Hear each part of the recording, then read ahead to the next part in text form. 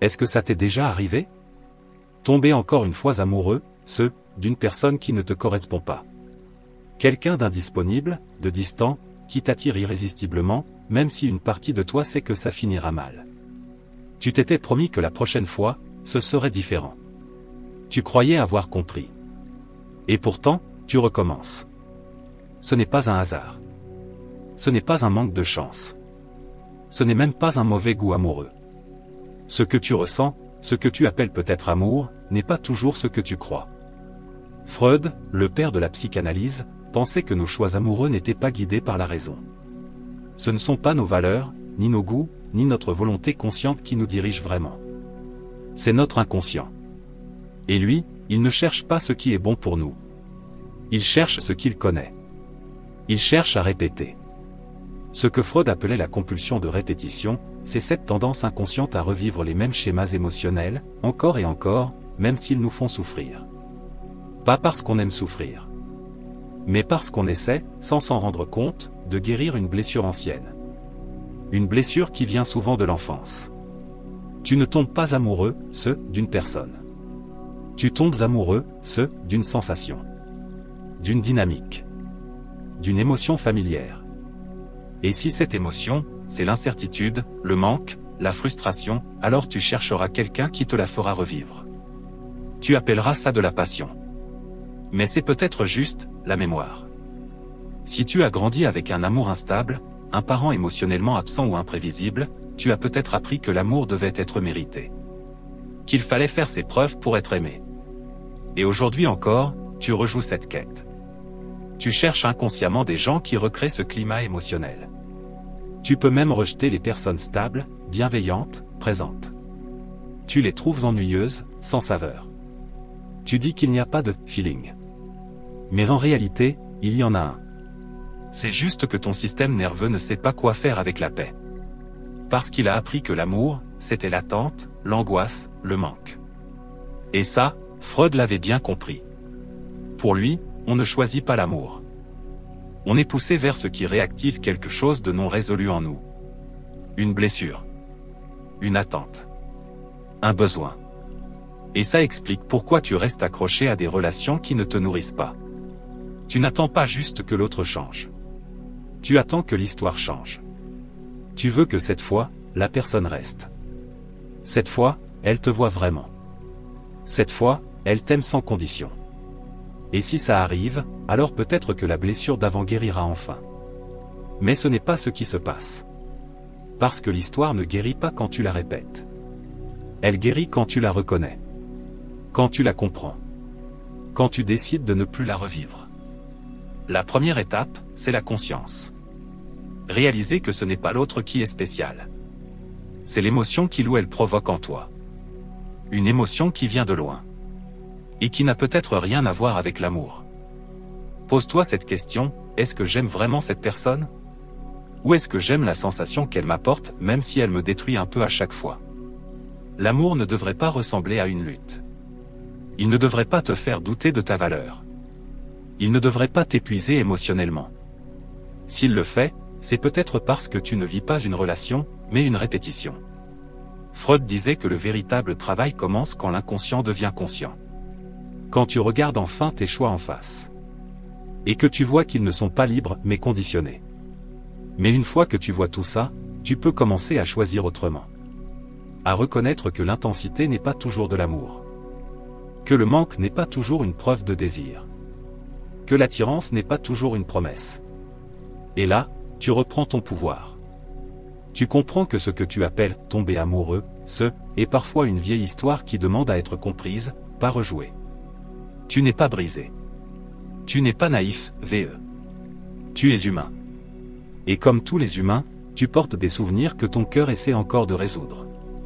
Mais tu n'as plus besoin de le faire dans la douleur. Tu as probablement déjà vécu ça. Tu rencontres quelqu'un, et dès les premières secondes, il se passe quelque chose. Tu ne saurais pas l'expliquer. Ce n'est pas rationnel. C'est une sensation dans le ventre, un courant électrique dans le corps. Tu as l'impression de le connaître depuis toujours. Une connexion immédiate. Une évidence. Et tu te dis, c'est ça. C'est lui. C'est elle. Mais ce que tu ressens, ce n'est peut-être pas de la magie. C'est peut-être de la mémoire. Freud disait que l'attirance n'est pas toujours une affaire de goût. C'est une affaire d'inconscient. D'habitude émotionnelle. Ce que tu ressens comme une alchimie pourrait en réalité être une répétition d'un scénario ancien. Tu ne tombes pas amoureux, de la personne en face de toi. Tu tombes amoureux, de ce qu'elle réveille en toi. D'une émotion connue. D'un besoin non comblé. D'une blessure restée ouverte. Ce n'est pas un choix. C'est une réactivation. Ce que tu vis dans l'instant n'est pas neuf. C'est un miroir. Un miroir de tes premières relations affectives, souvent celles que tu as eues avec tes parents ou figures d'attachement. Si tu as grandi dans un environnement où tu devais mériter l'amour, tu associeras l'amour au combat. Si tu as connu l'indifférence ou l'instabilité émotionnelle, tu ressentiras une attirance puissante pour des personnes qui te tiennent à distance. C'est paradoxal. Mais le manque peut devenir confortable. L'angoisse peut sembler normale. Et la sécurité peut te paraître étrangère, voire ennuyeuse. Alors tu restes dans des dynamiques qui te blessent, non pas parce que tu es dépendant ou naïf, mais parce que ton corps, ton esprit, ton cœur reconnaissent un terrain connu. Même s'il est toxique. Même s'il te détruit.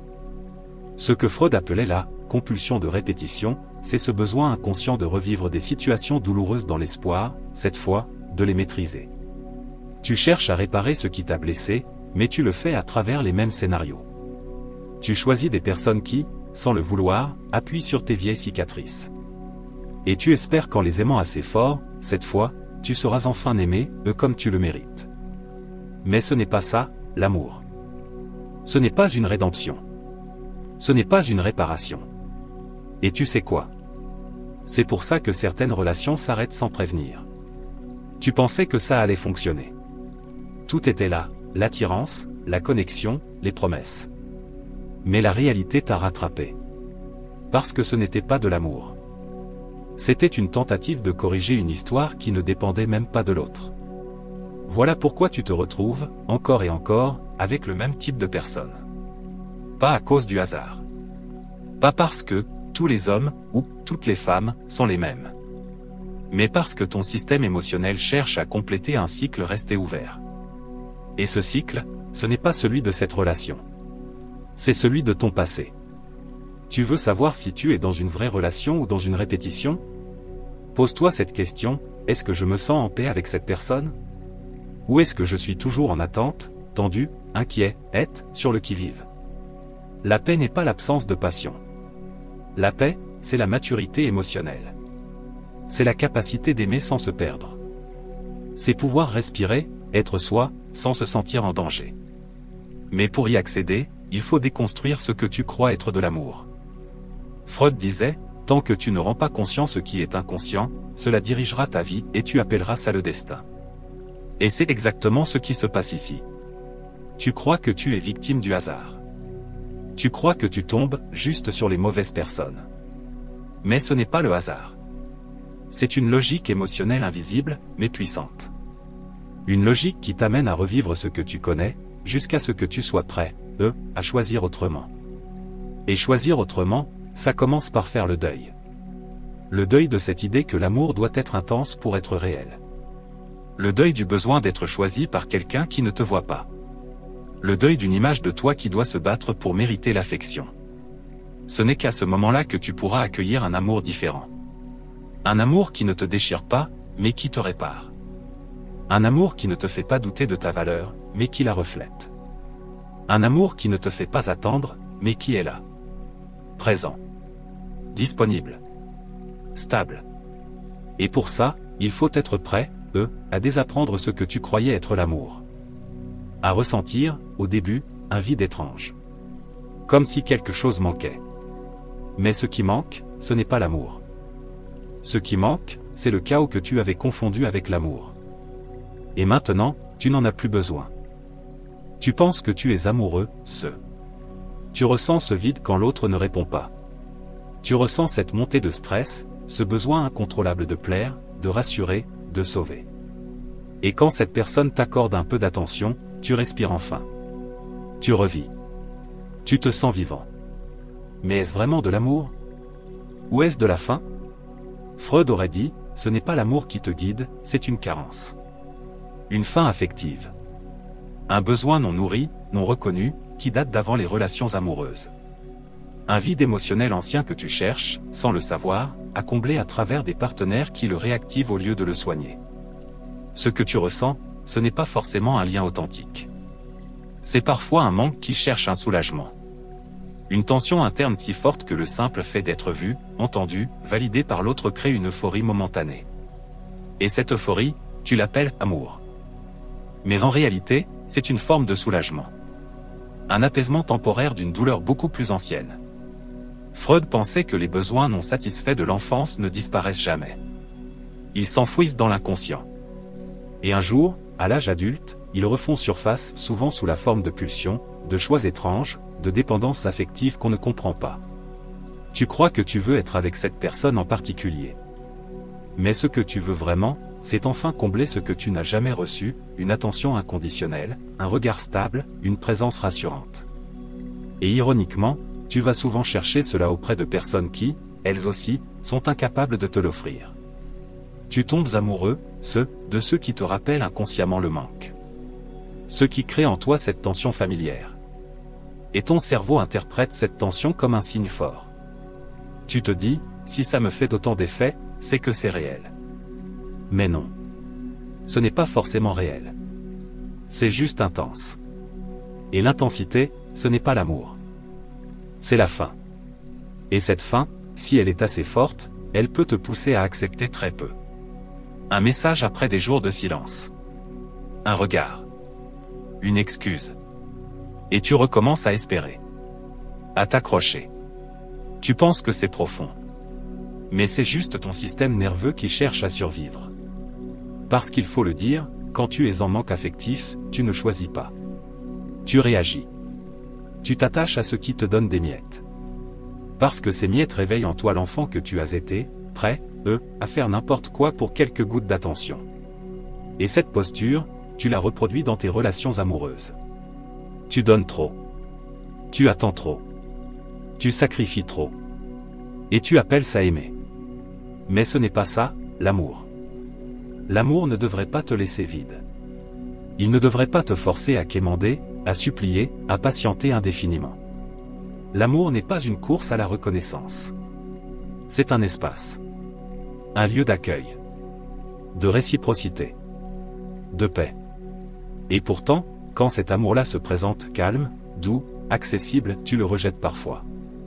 Tu le trouves fade, plat, sans feu. Parce qu'il ne nourrit pas ton schéma. Il ne crée pas cette montée d'adrénaline à laquelle tu es habitué. Et c'est là que réside le piège, tu crois que ce n'est pas de l'amour, alors que c'est justement ce que l'amour sain peut être. Mais ton corps ne sait pas encore le reconnaître. Freud aurait dit que ton inconscient n'est pas ton ennemi. Il est ton histoire. Il rejoue, encore et encore, les scènes qui n'ont pas eu de fin satisfaisante. Il te pousse vers des personnes qui ressemblent, symboliquement, à celles qui t'ont blessé, dans l'espoir, cette fois, que tout change. Mais rien ne changera tant que tu chercheras à guérir ton passé à travers un autre. C'est à toi de faire ce travail. C'est à toi de nourrir ce vide autrement. Pas avec une nouvelle relation.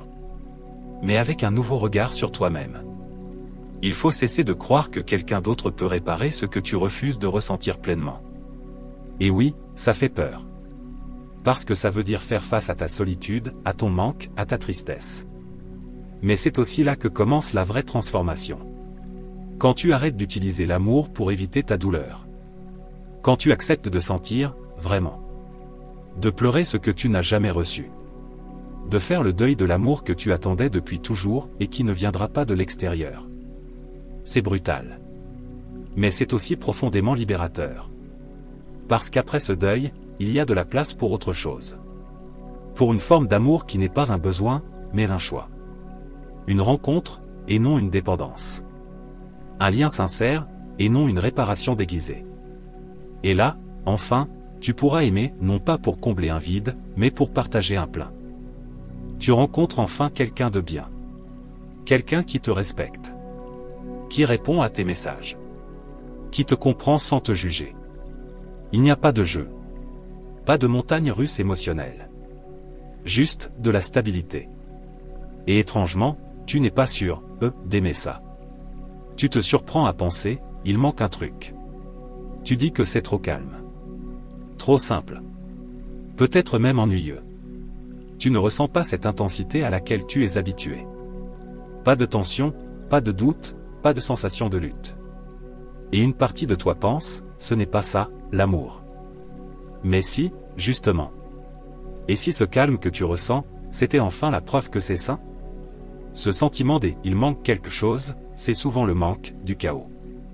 Le manque du stress, du drame, de l'incertitude. Ce que tu crois être l'amour, c'est peut-être juste l'anxiété que tu as toujours associée à l'amour. Et quand cette anxiété n'est plus là, tu te sens perdu. Vide.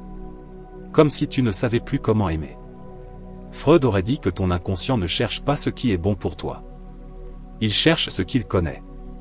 Ce qu'il a appris dans tes premières années. Si tu as grandi dans un environnement où l'amour était instable, conflictuel, distant ou conditionnel, ton système nerveux a enregistré ça comme « normal ». Alors aujourd'hui, face à quelqu'un de stable, tu ne ressens pas de passion. Parce qu'il n'y a pas de danger. Et sans danger, tu ne ressens pas cette excitation que tu as apprise à confondre avec le désir. C'est là que beaucoup de gens abandonnent des relations saines. Pas parce qu'elles sont mauvaises. Mais parce qu'elles ne réactivent pas leurs blessures. Parce qu'elles ne déclenchent pas la mission inconsciente de « sauver l'autre » ou de « se rendre indispensable ». Tu ne te bats pas. Tu n'as rien à prouver.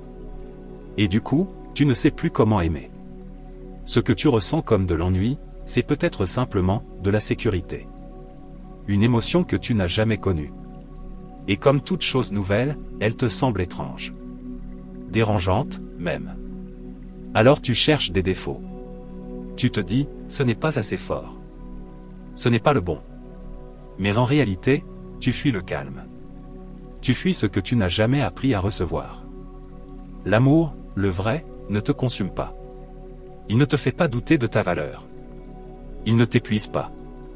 Il te repose. Il t'apaise. Il crée un espace où tu peux être toi-même sans masque, sans performance, sans tension permanente. Mais pour beaucoup de gens, ce genre d'amour ne déclenche rien au début. Parce que leur corps est habitué à l'alerte. À l'attente. À l'angoisse. Et sans ça, ils ne savent pas quoi ressentir. C'est un peu comme quelqu'un qui a toujours vécu dans une maison en feu. Le silence, la paix, l'air pur, ça fait peur. C'est là que commence la rééducation émotionnelle. Freud pensait que le plaisir ne vient pas seulement de la satisfaction d'un désir, mais aussi de la reconnaissance progressive de ce qui est bon pour soi. Mais ton corps a besoin de temps pour le comprendre. Il a besoin de vivre des expériences nouvelles, répétées, cohérentes. Pas juste des prises de conscience mentale, mais des émotions incarnées. Tu ne peux pas forcer ton cœur à aimer ce qui est sain si ton système nerveux est encore accro à ce qui est instable. Mais tu peux apprendre. Tu peux rester. Observer. Respirer. Ne pas fuir au premier inconfort.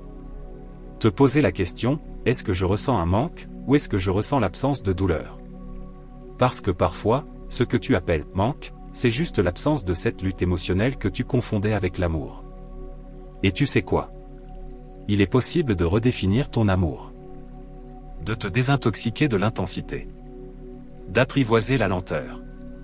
La simplicité. La régularité. De comprendre que l'amour ne doit pas ressembler à une bataille ou à un défi, mais à une alliance. Un endroit où tu peux poser les armes. Où tu n'as plus besoin de t'agiter pour être vu. Où ta seule présence suffit. Mais cette paix, tu dois l'apprivoiser. Elle peut sembler fade au début. Presque inconfortable. Mais avec le temps, elle devient précieuse. Elle devient une évidence. Et un jour, tu te surprendras à ne plus désirer le chaos. À ne plus courir vers ceux qui ne te choisissent pas. Tu réaliseras que l'amour n'est pas fait de manque, mais de présence. Et ce jour-là, tu comprendras, ce que tu prenais pour de l'ennui, était en réalité le début de la vraie tendresse. Tu penses à cette personne tout le temps. Tu te repasses les messages, les appels, les silences aussi. Tu te demandes ce que tu as fait de mal. Tu espères encore un signe. Et même si tu sais que cette relation te fait du mal, tu n'arrives pas à t'en détacher. Tu dis que c'est de l'amour. Mais, est-ce que ça l'est vraiment? Freud aurait probablement répondu, non, ce n'est pas de l'amour. C'est une obsession émotionnelle. Une addiction à une sensation. Une dépendance affective déguisée. Tu crois être amoureux, de cette personne, mais en réalité, tu es accro à ce qu'elle représente pour toi, un espoir, une réparation, une validation. Ce n'est pas la personne elle-même qui t'obsède. C'est l'idée que tu pourrais, enfin, être choisi. Vu. Sauvé. Et ça, c'est puissant. Ce n'est pas ton cœur qui parle. C'est ton inconscient. Il a repéré un terrain familier. Une émotion connue. Une tension qui ressemble à celle de ton passé. Et il s'y agrippe, comme s'il y avait quelque chose à résoudre. Une boucle à boucler. Une blessure à guérir. Mais attention, ton inconscient ne cherche pas la vérité. Il cherche à répéter. Freud appelait cela le « transfert ». Le fait de projeter, sans en avoir conscience, des émotions anciennes sur une personne actuelle. Tu ne tombes pas amoureux, d'un être humain, ici et maintenant. Tu tombes amoureux, d'un souvenir. D'une dynamique émotionnelle. Tu revis quelque chose. Tu rejoues un scénario. Et tant que tu ne le vois pas, tu es prisonnier, de cette pièce dont tu ne connais même pas le script. Ce que tu ressens, ce n'est pas de l'amour, c'est une tentative de réparation. Tu essaies de revivre une douleur ancienne pour, cette fois, en changer la fin. Tu veux que l'autre reste. Qu'il t'aime. Qu'il te choisisse. Et si ça arrive, tu crois que tu iras mieux. Que tu seras enfin guéri. Mais ce n'est pas comme ça que ça fonctionne. Parce que même si cette personne changeait, même si elle revenait, ça ne suffirait pas. Ce n'est pas son absence qui te blesse. C'est ce qu'elle représente. C'est le vide que tu essaies de combler à travers elle. Et ce vide, personne ne peut le remplir pour toi. Tu peux te dire, je la veux parce qu'elle est spéciale. Mais creuse un peu. Qu'est-ce qui te manque vraiment? Est-ce lui, elle, ou l'émotion que tu ressens quand tu crois elle pourrait enfin t'aimer comme tu le mérites? Tu vois, l'amour obsessionnel n'est pas profond. Il est compulsif. Il vient d'un endroit blessé. Il ne s'agit pas de connexion, mais de survie émotionnelle. Et ce genre d'amour, si on peut l'appeler ainsi, est un piège. Parce qu'il te fait croire que l'autre détient la clé de ton apaisement. Mais cette clé n'existe pas à l'extérieur de toi. Elle est en toi. Freud disait que tant qu'on ne reconnaît pas la source de notre souffrance, on la répétera à l'infini. Alors, arrête-toi un instant. Regarde ce que tu ressens. Regarde ce que tu poursuis. Est-ce vraiment une personne, ou est-ce un soulagement émotionnel? Une revanche sur le passé? Une preuve que tu es digne? Parce que si c'est ça, ce n'est pas de l'amour. C'est une blessure déguisée. Et la vérité, c'est que tu n'as pas besoin d'être guéri par quelqu'un d'autre. Tu as besoin de te libérer de l'idée que c'est leur amour qui te sauvera. Ce que tu veux ressentir, la paix, la sécurité, la reconnaissance, tu peux commencer à le cultiver sans attendre que quelqu'un te le donne. Tu peux t'offrir cette présence. Ce regard. Cette attention. Et peu à peu, la sensation de manque diminue. Pas parce que tu oublies l'autre. Mais parce que tu te retrouves toi-même. Et c'est là que tout change. Parce qu'à partir de ce moment-là, tu n'attires plus les mêmes personnes. Tu ne tombes plus amoureux, du vide. Tu n'es plus attiré par ceux qui te font espérer. Tu cherches autre chose. Tu ressens autre chose. Ce que tu appelais passion commence à te sembler épuisant. Ce que tu appelais connexion te semble soudain bruyant, instable. Et ce que tu trouvais fade, la stabilité, la douceur, la constance devient un trésor. Tu réalises que l'amour n'est pas une intensité. C'est une vérité. Une présence simple. Calme. Réciproque. Et là, tu peux l'aimer vraiment. Non plus depuis ta blessure, mais depuis ta liberté. Tu sais maintenant. Tu as compris. Tu vois le schéma. Tu sais pourquoi tu tombes amoureux, des mauvaises personnes. Tu connais l'origine de tes blessures. Tu as mis des mots sur ta dépendance émotionnelle. Tu as fait le lien entre ton passé et tes choix amoureux. Et pourtant, tu continues parfois à répondre. À espérer. À replonger. C'est normal. Parce que comprendre n'est pas guérir. Comprendre, c'est seulement allumer la lumière dans une pièce. Mais marcher à travers cette pièce, changer de chemin, choisir autrement, c'est un autre voyage. Freud l'a toujours dit, ce n'est pas la prise de conscience qui transforme, c'est l'acte. Le geste. Le choix répété. La nouvelle habitude. C'est là que le changement commence, dans la répétition consciente de comportements opposés à tes anciens réflexes. Et c'est là que ça devient difficile. Parce que ton corps, ton système nerveux, ton inconscient, eux, ils veulent retourner au connu. Ils résistent au changement. Pas par méchanceté. Mais parce qu'ils pensent te protéger. Pour eux, l'instabilité émotionnelle, c'est la maison. L'attente, c'est l'amour. Le manque, c'est le lien. Alors quand tu rencontres quelqu'un de stable, de sincère, ton système panique. Il ne sait pas quoi faire avec ça. Et même si tu sais que c'est ce qu'il te faut, une partie de toi s'ennuie, doute, veut fuir. Ce n'est pas rationnel.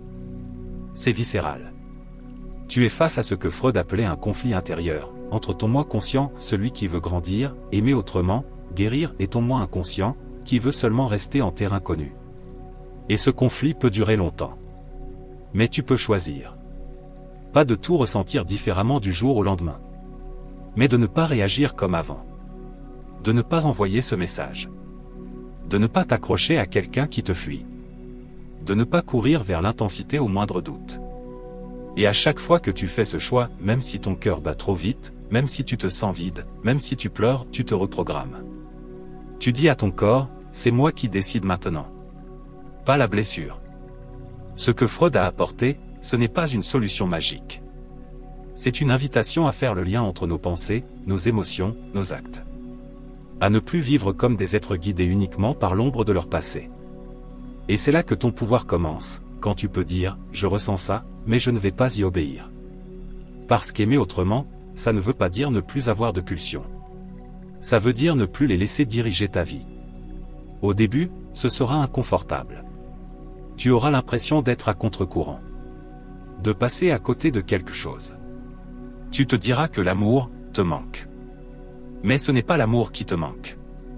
C'est la drogue émotionnelle à laquelle tu étais habitué. L'adrénaline. Le stress. La peur du rejet que tu interprétais comme de l'attirance. Et un jour, ce manque disparaît. Un jour, tu réalises que tu ne veux plus courir après des gens qui te laissent dans le doute. Que tu ne veux plus être suspendu à un regard, un texto, une validation. Que tu veux la paix. La clarté. La vérité. Et tu n'as plus envie de rejouer l'ancien film. Parce que tu en connais déjà la fin. Ce moment, ce basculement, il est silencieux. Il ne ressemble pas à une révélation spectaculaire. Il ressemble à un souffle. À une décision tranquille. À une phrase que tu te dis enfin. Je mérite mieux. Et tu le penses. Vraiment. Alors tu choisis autrement. Tu n'ignores plus les signaux. Tu n'idéalises plus ce qui t'abîme.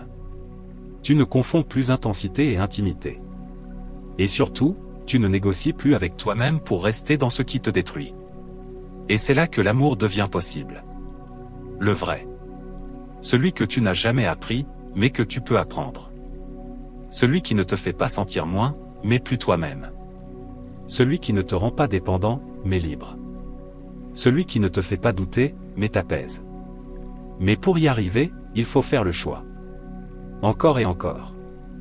Même quand c'est dur. Même quand tu doutes. Même quand tu es tenté de revenir en arrière. Chaque pas compte. Chaque non à l'ancien toi est un oui au nouveau. Alors voilà. Tu as compris. Tu as exploré les racines. Tu as vu le schéma. Tu as regardé en face les blessures, les manques, les répétitions. Et maintenant, une autre question surgit, silencieuse, mais puissante, est-ce que ça veut dire que je suis condamné à l'isolement ? À aimer sans jamais être aimé sainement en retour ? La réponse est non. Tu n'es pas condamné. Tu es libre. Mais cette liberté vient avec un prix, celui de sortir de l'illusion. De renoncer à certaines choses que tu croyais indispensables. De renoncer à la douleur comme preuve d'amour. De renoncer à l'idée que quelqu'un viendra te sauver. Freud l'a toujours dit, la guérison ne vient pas de l'extérieur. Elle vient de l'intérieur. Elle ne vient pas quand quelqu'un d'autre te donne ce que tu n'as jamais eu. Elle vient quand toi, tu décides que tu mérites de ne plus rejouer l'ancien scénario. Et ce scénario, tu le connais par cœur. Tu en connais chaque ligne, chaque frisson, chaque silence. Tu sais comment ça commence, une connexion intense, une montée de promesses, une dépendance affective. Et tu sais aussi comment ça finit, confusion, manque, douleur en boucle. Ce film-là, tu n'as pas besoin de le revoir encore une fois. Mais maintenant, tu peux écrire autre chose. Et tu sais quoi? Ce n'est pas spectaculaire.